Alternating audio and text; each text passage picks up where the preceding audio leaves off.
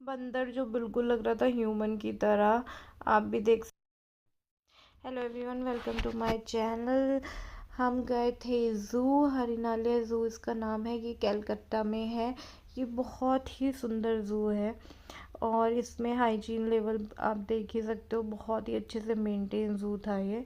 और यहाँ पे 30 रुपये का टिकट था। थर्सडे को ये ज़ू क्लोज रहता है। इसकी जो टाइमिंग है वो 10 to 6 है। और भैया बता रहे थे कि जो सैटरडे संडे है उस दिन टाइमिंग 10 to 4:30 होती है। और फिर हमने शुरू कर दी उसकी एंट्री। आप देख सकते हो ज़ू की एंट्री।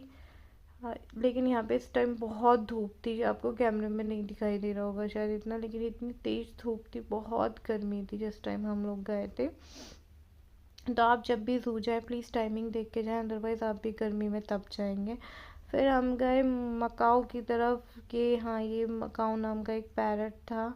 ये मतलब खूब सारे पैरट थे, कलरफुल से, बहुत सुंदर लग रहे थे। मुझे पैरट बहुत पसंद है और यहाँ पे बहुत सारे पैरट थे अलग अलग तरह के। और मैं इनको कैप्चर करने की कोशिश कर रही थी। ये सारे पैरट पिंजरे के अंदर थे। आप देख सकते हो कितनी सुंदर सुंदर तरह तरह की वैरायटी के पैरट हैं एज यूजुअल।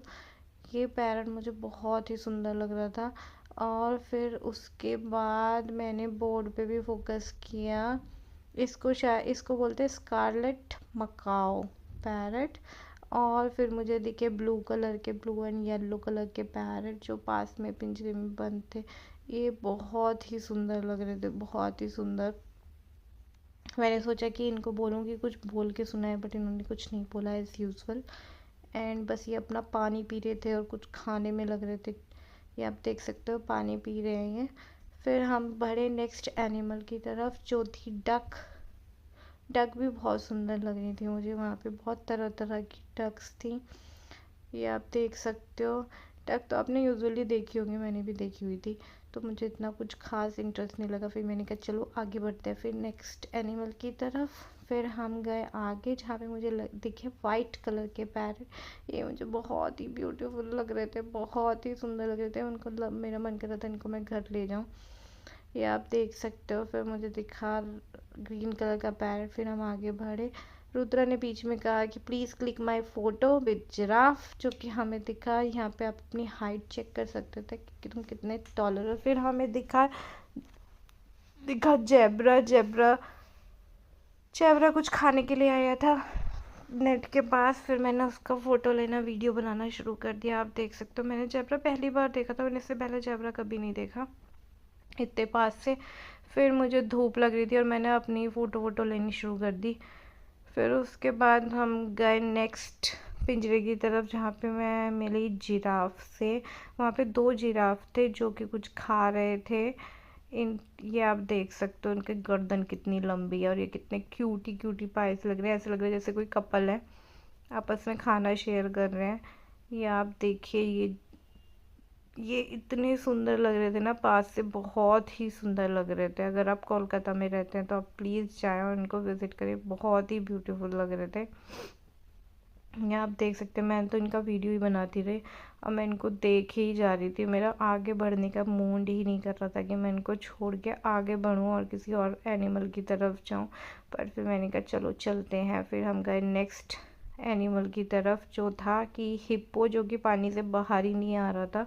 मैंने बहुत ट्राई किया कि अब ये उठे और बाहर आए, बाहर निकले, बट वो निकल के नहीं दिया। फिर हमने मूव किया और नेक्स्ट एनिमल की तरफ। तो बीच में मुझे ये दिखाई दिया डायनासोर टाइप ऐसे बने हुए थे। एक छोटा सा पार्क था रुद्रा के खेलने के लिए। फिर मैंने वो कैप्चर किया और मैंने देखा रुद्रा ऑलरेडी कुछ देख रहा था। तो वहाँ पे मुझे दिखाई दिया कि रुद्रा देख क्या रहा है, देख क्या रहा है। तो फिर फाइनली मैंने देखा तो वहाँ पे था क्रोकोडाइल। रुद्रा को क्रोकोडाइल बहुत पसंद है, उसे बहुत इंटरेस्ट आ रहा था क्रोकोडाइल देखने में। एंड आप देख सकते हो कितना सीरियस होकर क्रोकोडाइल को देख रहा था लेकिन उसको क्रोकोडाइल मिल ही नहीं रहा था। उसको लग रहा था क्रोकोडाइल है ही नहीं वहाँ पे। आप देख सकते हो ना, क्रोकोडाइल एक वुड की तरह पड़ा रहता है तो उसको नज़र ही नहीं आ रहा था। फिर मैंने उसको दिखाया कि वो क्रोकोडाइल वहाँ नहीं, इस साइड है। तो फिर उसने कहा ओके। आप देख सकते हो ये ऐसा लग रहा है बिल्कुल स्टैचू की तरह कि ये जिंदा ही नहीं है, बट ये जिंदा क्रोकोडाइल था। फिर उसके बाद मैंने फिर फोकस किया कि हिप्पो को बाहर निकालते हैं पानी के अंदर से, बट फिर हिप्पो बाहर नहीं आया। फिर मैं दोबारा मैंने सोचा कि हिप्पो तो बाहर आ नहीं रहा है, चलो जेब्रा को ही शूट कर लेते हैं। फिर मैंने जेब्रा की तरफ फोकस किया, इतने में क्रोकोडाइल चलने लगा और मैं अपना फ़ोन लेके दोबारा भागी क्रोकोडाइल की तरफ उसे कैप्चर करने के लिए। और आप देख सकते हैं क्रोकोडाइल चलते हुए कितना डेंजरस लग रहा है। ऐसा लग रहा है अब ये शीशे से बाहर आ जाएगा, ये बीच में शीशा है आप देख सकते हो। और ये ऐसा लग रहा था कि जस्ट अभी शीशा तोड़ेगा एंड बाहर ही निकल आएगा। फिर ये बीच में रुक गया तो रुद्रा बोला कि ये रियल क्रोकोडाइल तो जैसा लग ही नहीं रहा है, ये तो बिल्कुल एकदम ऐसा लग रहा है स्टैचू की तरह। मैंने कहा यस, लेकिन ये बेटा रियल क्रोकोडाइल है। आप देख सकते हो कितना ये ऐसे पानी को ऐसे घूरे जा रहा था कि बस अभी इसको कोई शिकार मिले और ये अभी जंप कर देगा। फिर उसके बाद हम बड़े आ गए। आप मुझे देख सकते हो मेरी शक्ल धूप में कैसी हो गई है, और मुझे बहुत गर्मी लग रही थी और बहुत प्यास भी लगने लग गई थी। मैंने कहा अब बस हो गया, अब चलो। लेकिन रुद्र ने कहा देखो वन मोर क्रोकोडाइल। फिर मैंने वन मोर क्रोकोडाइल देखा। आप देख, अगर आपको नज़र आ रहा होगा तो आप देख सकते हो, बहुत ही ध्यान से देखना पड़ेगा। एक और क्रोकोडाइल था वहाँ पे जो चल के हमारे पास आ रहा था। फिर हमने उस क्रोकोडाइल को हम देखते रहे, कितना मतलब आप देख रहे हो बिल्कुल एकदम कैसे वो घास के अंदर है और कैसे ये लोग शिकार करते हैं, ये कितने डेंजरस होते हैं। आप दूर से आप देखो। फिर मैंने उसको कैप्चर किया, फिर हम लोग आगे बढ़े। फिर रुद्रा ने थोड़ी देर पार्क में ऐसे खेला, वो इधर से उधर भागने लगा, ये आप देख सकते हो। लेकिन ये बहुत ही ब्यूटीफुल है, यहाँ पे बच्चों के बहुत अच्छी खेलने की जगह थी कि अब वो यहाँ पे बहुत आके मतलब बहुत खुश हो जाते हैं और इधर से उधर खेलने लगते हैं। फिर हम दोबारा जिराफ की तरफ गए और हमारा मन ही नहीं भर रहा था जिराफ से, क्योंकि सॉरी जेब्रा से। फिर हम जेब्रा की तरफ दोबारा गए। मैं जिराफ और जेब्रा में इतनी कंफ्यूज हो जाती हूँ कि जिराफ को जेब्रा बोलने लगती हूँ, जेब्रा को जिराफ बोलने लगती हूँ। फिर उसके बाद हम लोग गए शॉप की तरफ। वहाँ पे शॉप थी जहाँ से आप शॉपिंग भी कर सकते थे। वहाँ पे कुछ डिफरेंट डिफरेंट तरह के बच्चों के आइटम्स थे, जहाँ से रुद्रा पेन देखने लग गया। इसमें एक पेन में कई तरह से आप लिख सकते थे। फिर उसने एक स्ट्रॉ देखा, फिर उसने एक पानी पीने का स्ट्रॉ लिया, लायन था उस स्ट्रॉ के अंदर। मैंने उससे बोला कि लायन शेप का स्ट्रॉ ले लो, फिर उसने बोला कि नहीं मैं अपने पसंद का स्ट्रॉ लूँगा। फिर वो कुछ इरेज़र्स देखने लग गया और उसके बाद मैंने उसे फोर्स किया कि तुम ये वाला स्ट्रॉ ले लो, ये बहुत अच्छा है। फिर उसने वाला स्ट्रॉ परचेज़ किया।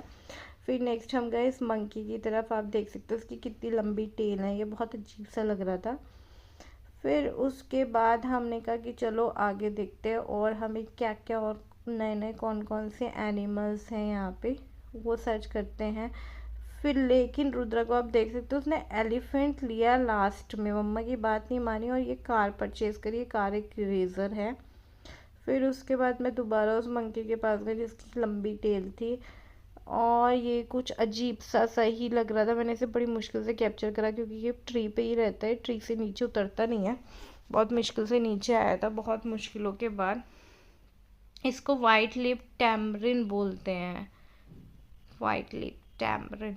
फिर हम गए डियर पार्क के पास, मतलब डियर के पिंजरे के पास। वहाँ पे बहुत सारे डियर थे, आपको अगर दिख रहा हो तो, ये काफ़ी दूर थे तो इतना मैं कैप्चर नहीं कर पा रही थी इन लोगों को। फिर उसके बाद रुद्रा और मैंने साथ में डियर देखे।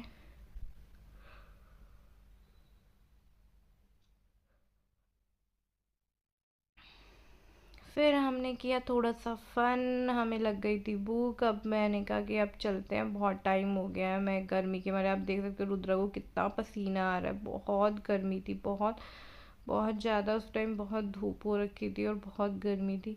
फिर हमने कहा let's back to the house, या फिर खाने के लिए चलो, क्योंकि मैं बहुत ज़्यादा थक चुकी थी। उसके बाद रुद्रा ने बोला नहीं मुझे और एनिमल्स देखने हैं। तो मैंने कहा एनिमल्स तो मेरे ख्याल से अब फिनिश हो चुके हैं। लेकिन फिर हम एक और पिंजरे की तरफ बढ़ते चले जा रहे थे, वहाँ पे कुछ था। तो वहाँ पे फिर मुझे मिला एक बंदर जो कि बिल्कुल आदमी जैसी की शक्ल का था। वो बंदर बिल्कुल मतलब ऐसा लग रहा था कि जैसे कोई ह्यूमन ही हो। तो ये वो बंदर नहीं है जो मैं आपको दिखाना चाह रही हूँ। वो अभी आगे की तरफ आएंगे। ये नॉर्मल थोड़े मंकी टाइप बंदर थे। ये भी डिफरेंट टाइप के थे, मतलब डिफरेंट डिफरेंट टाइप के बंदर थे वहाँ पे। फिर वो जो बंदर था जो बिल्कुल आदमी की तरह लग रहा था, उसके तो बियर्ड भी थी। फिर हम दोबारा जेब्रा के काउंटर की तरफ आ गए, क्योंकि जेब्रा से तो हमारा मन ही नहीं भर रहा था, बार बार उनको देखने का मन किया ही जा रहा था। तो हम बार बार वहीं चले जा रहे थे कि फिर जेब्रा को शूट कर रहे थे। अब वो बंदर आने वाले हैं, आप उनको ध्यान से देखना, ये बिल्कुल ह्यूमन की तरह लग रहे हैं। हाँ, अब आप इस बंदर को ध्यान से देखिए, इसके बियर्ड भी है, इसके नोज़ भी है, बिल्कुल ह्यूमन की तरह। ये बिल्कुल ह्यूमन लगता है ये बंदर। मैं इस बंदर को देख के बहुत सरप्राइज थी। आपने, मुझे नहीं पता पहले कभी देखा या नहीं देखा है, लेकिन ये मैंने पहली बार इस टाइप का कोई बंदर देखा था जो बिल्कुल ह्यूमन की तरह लग रहा था। आप देखो इसको, इसकी नोज़ और इसकी बियर्ड, ये बिल्कुल हमारी तरह ही लग रहा है।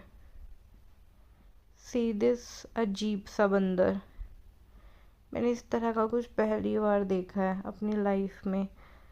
ये बिल्कुल, इसकी हरकतें भी बिल्कुल ह्यूमन की तरह ही लग रही थी। बिल्कुल मुझे लग रहा था बस अब ये कुछ थोड़ी देर में बोलने वाला है, बट ऐसा नहीं हुआ। ये बिल्कुल ये मंकी ही था, बट बिल्कुल ह्यूमन टाइप लग रहा था। इसके ईयर्स आप देखो, बिल्कुल हमारी तरह लग रहे हैं। मैंने किसी मंकी की, मतलब मंकी बहुत सारे देखे हैं, बट ऐसी नोज़ वाला मंकी नहीं देखा। ये बहुत अजीब सी नोज़ वाला मंकी था, वाइट कलर का, आगे से वाइट और पीछे से ब्राउन कलर का।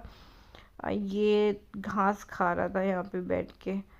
फिर मैंने उनसे बहुत मिन्नतें करी, मैंने कहा अब तो चल लेते हैं आगे, क्योंकि अब मैं बहुत थक चुकी हूँ, लेट्स गो। दैन ये बड़ी मुश्किल से मांगे, ओके।